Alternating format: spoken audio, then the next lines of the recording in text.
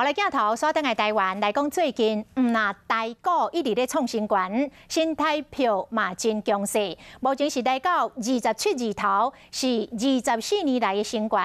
分析师来预估，这个美国面临着通货膨胀的威胁，后半年这个美债殖利率较会起，较袂跌，有机会来支持着美金走强。讲这个投资美金的时机点，目前来进场是相对较有利。 去年8月开始，新台票一直起，目前已经到27字头，逼近1997年4月27.6，是最近24年来上强的表现。专家讲，即嘛是投资美金的好时机。 下半年的时候，看起来的话，美金是比较有机会转强。年底以前来讲的话，都还会反映美国即将要面临通膨的一个威胁。在易涨难跌的情况之下的话，会有效的支撑美金走强。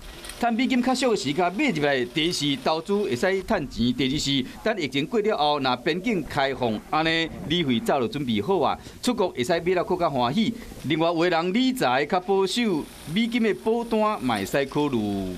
美元保单的一个利息报酬率的话，应该是远胜于定存。台票即马当强，投资买美金，安尼就会赚钱。专家建议讲，青壮年的族群会使考虑美金的分红的保单。